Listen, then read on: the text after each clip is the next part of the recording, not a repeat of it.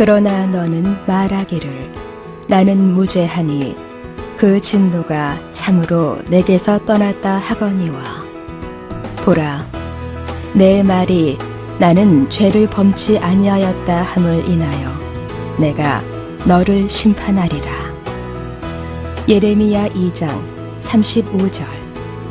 그 유다 족속들은 하나님께서 애굽에서 그 민족들을 구원해서 또 가나안 땅, 그 풍요한 그 가나안 땅으로 인도해 주셨는데 그런 하나님을 잊어버리고 그 우상을 숭배하며 악을 행했습니다.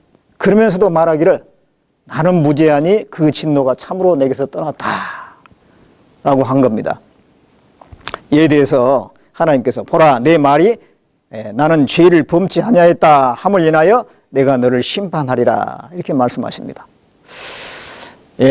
그들이 분명히 죄 가운데 우상 숭배 가운데 있으면서도 죄가 없다 라고 생각하고 있는 것입니다.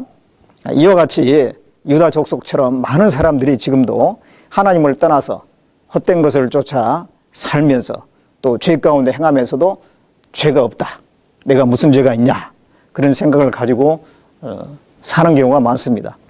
그들이 죄가 있다고 하는 것을 알지 못하는 것은 첫째 하나님을 알지 못하기 때문에 그럴 겁니다. 하나님이 어떤 분인지 또 하나님의 말씀을 알지 못하기 때문에 자기가 생각하는 정도의 그 죄가 자기가 생각하기에는 죄가 없다라고 생각하는 것입니다. 하나님 앞에 또 하나님 말씀 앞에 자신을 비춰봐야 할 텐데 그러지 않기 때문에 죄가 없는 것으로 착각하고 있는 것입니다. 하나님께서는 하나님을 찾지 않는 그 자체를 큰 죄라고 말씀하고 있습니다.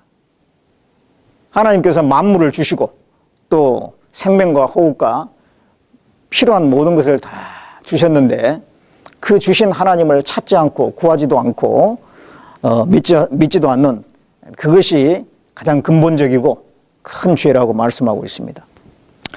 사도행전 17장 28절에 보면 우리가 그를 힘입어 살며 기동하며 있느니라 라고 했는데 그 말씀대로 이 사람은 그 하나님이 주신 것을 누리며 또 하나님께서 내게 생명을 주시기 때문에 지금도 살고 있는 것이죠. 그렇다면 마땅히 하나님을 찾아야 되는데 그 찾지 않는 것이 죄가 되는 것입니다. 스바냐 1장 6절에 보면 여호와를 배반하고 좇지 아니한 자와 여호와를 찾지도 아니하며 구하지도 아니한 자를 멸절하리라. 하나님을 찾지도 않고 구하지도 않는 것을 그 죄에 대해서 벌하신다고 말씀하고 있습니다. 그리고 또 사람들은 우상 숭배를 하고 있으면서도 그것이 죄라는 것을 잘 몰라요. 그게 참 문제입니다. 하늘과 땅을 하나님께서 만드시고 하나님께서 그 만드신 이 세상 속에서 살고 있으면서 마땅히 그 모든 걸 창조하신 하나님을 찾고 그 하나님을 섬겨야 되는데 섬기지 않고 엉뚱한 것을 생명 없는 것을 섬기고 있으면서도 그것이 죄라는 것을 모르는 거예요. 이사야 44장 9절에 보면 우상을 만드는 자는 다 허망하도다. 그들이 기뻐하는 우상은 무익한 것이오늘 그것의 증인들은 보지도 못하며 알지도 못하니 그러므로 수치를 당하리라. 우상을 만드는 것은 다 허망하고 또 그것을 의지하는 것은 죄가 되는 것입니다. 정말 만물을 주시고 생명을 주시고 살 수 있도록 도와주신 하나님을 찾지 않는 것이 죄가 되는 것입니다. 그리고 또 하나님의 율법을 모르기 때문에 자기 죄를 또 알지 못하는 것입니다. 로마서 3장 20절 말씀에 보면 그러므로 율법의 행위로 그의 앞에 의롭다 하심을 얻을 육체가 없나니 율법으로는 죄를 깨달음이라. 율법을 참으로 알게 되면 자기가 이미 율법을 범한 자요 그 앞에 많은 죄가 있다는 것을 발견하게 될 것입니다. 법을 모름으로 하나님의 법을 모름으로 자기가 깨끗하다고 죄 없다라고 생각하는 것입니다. 어떤 사람이 그 양귀비 식물을 재배를 했는데 나중에 그것 때문에 고소당해서 이제 법에 저촉이 됐기 때문에 구속이 된 겁니다. 그 사람은 내가 양귀비를 재배하는 것이 죄인 줄 몰랐다라고 항변을 하는 겁니다. 그렇지만은 마약류 위반법이라고 하는 그 법에 보면 분명히 금지가 되어 있습니다. 그 법조항을 보여주니까 할 말이 없잖아요. 이미 그런 법이 제정되어 있었고 자기는 몰랐을지라도 그 법을 범한 것이 사실이기 때문에 발뺌할 수도 없습니다. 분명히 죄를 지었다는 것을 인정할 수밖에 없을 것입니다.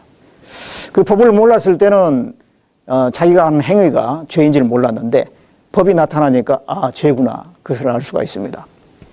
그런 것처럼 율법을 알게 되면 그 율법 앞에 서게 되면 자기가 얼마나 많은 죄를 졌는지 알 수가 있습니다. 또 사람들은 마음으로 짓는 죄는 죄가 아니다 또 그런 생각을 가지고 있어요. 그러나 하나님은 사람의 마음까지 다 들여다보시기 때문에 마음속으로 지은 죄도 죄라고 말씀하고 있습니다. 마태복음 5장 27절로 28절 말씀에 또 간음치 말라 하였다는 것을 너희가 들었으나 나는 너에게 이르노니 여자를 보고 음욕을 품는 자마다 마음에 이미 간음하였느니라. 이 마음으로 음욕을 품었는데 벌써 간음한 것으로 하나님께서 보시는 것입니다. 왜냐하면 하나님께서는 마음속도 다 들여다보시기 때문에 그 마음으로 지은 죄도 죄라고 말씀하시는 거예요. 그래서 사람들은 죄 가운데 살고 있는데 그것을 잘 모르기 때문에 나는 무죄하다 그렇게 말한다는 것입니다. 그러나 너는 말하기를 나는 무죄하니 그 진노가 참으로 내게서 떠났다 하거니와. 많은 사람들이 죄 가운데 빠져 많은 죄를 짓고 살면서도 죄가 없다 하고 또 그 진노의 형벌을 전혀 생각지도 못하고 살고 있는 것입니다. 그 진노가 참으로 내게서 떠났다. 근데 하나님의 진노는 정말 사람이 감당할 수가 없는 진노죠. 하나님의 진노는 사람의 진노하고는 다릅니다. 사람은 화를 내더라도 상대방이 잘못했다 하고 빌고 그러면은 용서해 주는 경우도 있습니다. 형벌을 줬다가도 상대방이 불쌍하니까 그 형벌을 감해 줄 수도 있을 거예요. 근데 하나님은 끝까지 돌이키지 않는 사람에게 영원한 공의를 굽히지 않는다고 되어 있습니다. 돌이킬 수 있는 기회를 주지만은 그러나 끝까지 돌이키지 않으면 그 다음에는 다시는 기회를 주지 않고 영원한 형벌에 집어넣어버린 것입니다. 그 영원한 형벌이 바로 지옥이죠, 지옥. 내 말이 나는 죄를 범치 아니하였다 함을 인하여 내가 너를 심판하리라. 심판하리라.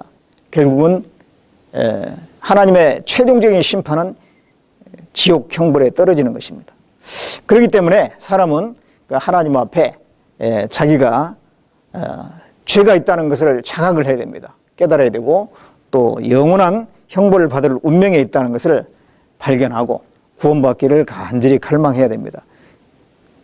갈망하는 사람은 하나님께서 긍휼히 여겨주시고 반드시 받아주시고 또 구원받을 수 있는 기회를 주시는 것입니다.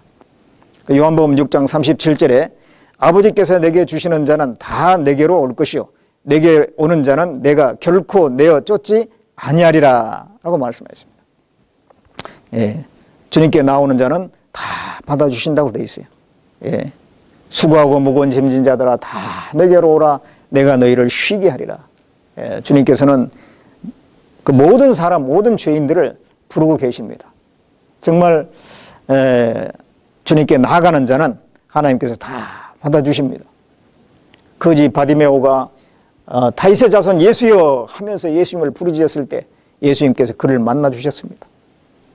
또 니고데모가 예수님을 만나서 얘기를 나누기를 원할 때 예수님께서 만나 주시고 장시간 말씀하시고 정말 그들에게 원하는 것을 깨우쳐 주신 것입니다. 그들의 문제를 해결해 주셨습니다. 오늘날의 많은 사람들이 죄 가운데 살면서도 죄인 줄 모르고 살고 있습니다. 중요한 것은 하나님 앞에 자기 운명을 발견하고 정말 하나님의 그 구원을 사모하고 갈망해야 된다고 하는 것입니다. 그런 사람들은 주님께서 다 받아주십니다. 그러나 너는 말하기를 나는 무죄하니 그 진노가 참으로 내게서 떠났다 하거니와 보라 내 말이 나는 죄를 범치 아니하였다 함을 인하여 내가 너를 심판하리라. 예레미야 2장 35절.